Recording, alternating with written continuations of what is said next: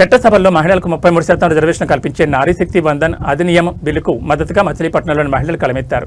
ప్రముఖ సామాజిక కార్యకర్త ఆకూరి శ్వేత అధ్యక్షునిగా శుక్రవారం మధ్యాహ్నం పద్మావతి డిగ్రీ కాలేజీలో ఈ బిల్లుకు సంపూర్ణ మద్దతు తెలుపుతూ ప్రత్యేక సమావేశం నిర్వహించారు. ఈ కార్యక్రమానికి ముఖ్య అతిథిగా విచ్చేసిన బీజేపీ రాష్ట్ర మహిళా మోర్చా కార్యదర్శి బెల్లంకొండ విజయలక్ష్మి మాట్లాడుతూ సుమారు 35 ఏళ్లుగా పెండింగ్లో ఉన్న మహిళా రిజర్వేషన్ బిల్లుకు ప్రధాని నరేంద్ర మోడీ నాయకత్వంలో చట్టబద్ధ కల్పించడం చారిత్రాత్మకమని కొనియాడారు. 2026 ఏప్రిల్ 16న పార్లమెంట్లో ఈ బిల్లును ప్రవేశపెట్టడం భారతీయ మహిళల చిరకాల స్వప్న సాకారం కావడమేనని ఆమె పేర్కొన్నారు. ఎన్డీఏ ప్రభుత్వం మహిళా సంక్షేమం కోసం అమలు చేస్తున్న వివిధ పథకాలను ఈ సందర్భంగా వివరించారు. Padmavathi degree college principal Thuma Annapurna మరియు ఇతర వక్తలు మాట్లాడుతూ ఈ బిల్లు మహిళల రాజకీయ సాధికారతకు మరియు దేశాభివృద్ధిలో వారి భాగస్వామ్యానికి గొప్ప బోతాన్నిస్తుందని తెలిపారు.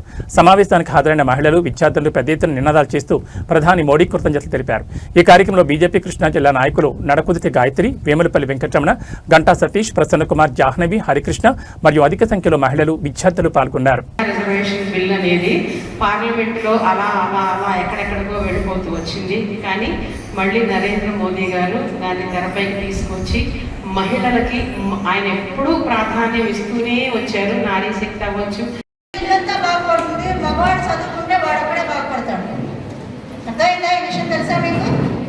కాబట్టి మనం చదువులో ముందుంటూ మన వ్యక్తిత్వంలో పక్క చూపులు అంటే పక్కదారులు బాగోలేదు. మనం ఇప్పుడు ఆడపిల్ల ఇప్పుడు అందరూ ఒక బిడ్డని కనాలంటే 9 నెలలు కష్టపడి కూడా బిడ్డని కంటుంది. అప్పుడు కూడా ఎక్కడ అవ్వదు. మీరు జాగ్రత్తగా ఉంటూ మీ పిల్లల్ని జాగ్రత్తగా చూసుకోండి. చాలా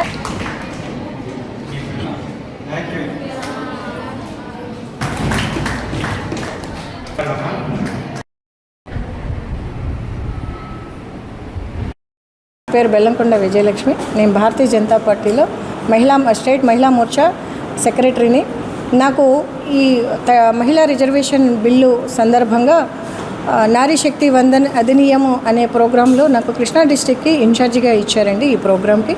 ఆ సందర్భంగా మేము ఇక్కడ ఈ మన పద్మావతి ఉమెన్స్ డిగ్రీ కాలేజీలో ఆ మహిళల ఆడపిల్లలందరితోటి ఇక్కడ ఈ కార్యక్రమం చేస్తూ హాజరయ్యాము.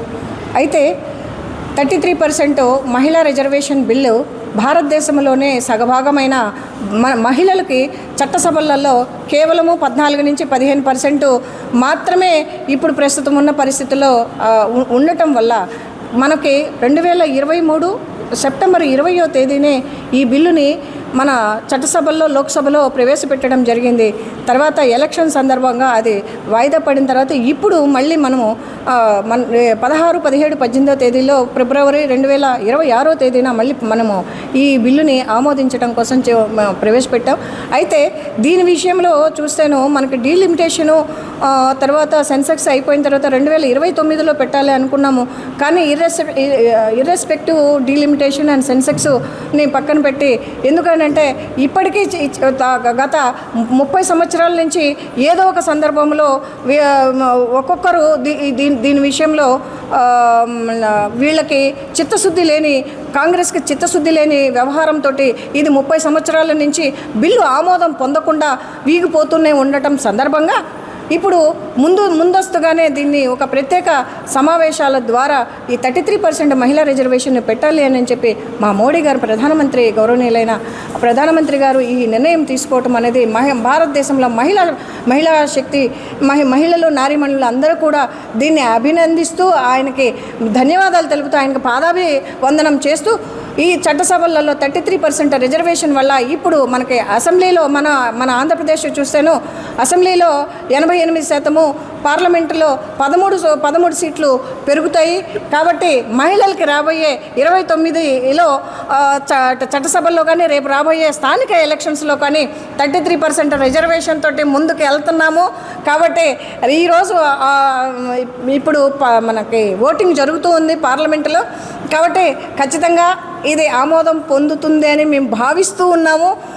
ఇది ఆమోదం చేసి మాకు అమలు చేసి ముందుకు వెళ్తే మేము నిజంగానే చట్టసభలలో చట్టాలు చేసే వాటిలలో మాదంటూ ఒక గళం వినిపించి మాకంటూ ఒక గట్టి నిర్ణయాలు తీసుకోవడానికి, మహిళా సాధికారత వైపు ముందడుగడానికి 2047 వికసిత భారత్ని చూడాలి అంటే మహిళా సాధికారతతోనే అది సాధ్యపడుతుందని చెప్పి మా మోడీ గారు తీసుకున్న నిర్ణయానికి మేమందరం హ్యాట్సప్ చెప్తూ మా నారీమణులందరూ కూడా ఈ బిల్లుకి అందరం కూడా ఆమోదం పొందుతూ చాలా సంతోషంగా మేము ఈ ప్రోగ్రామ్స్ అలాగే ఈ ఓటు ఈ నారీ శక్తి వందన్ అధినియం అనే బిల్లుని ఈ బిల్లుకి ఆమోదించడం కోసం అని చెప్పి సిగ్నేచర్సు, తర్వాత టోల్ ఫ్రీ నెంబర్ వచ్చేసరికి 9667173333 అనే నెంబర్కి మనము రింగ్ ఇస్తేనే ఓటు వెళ్ళిపోతుంది.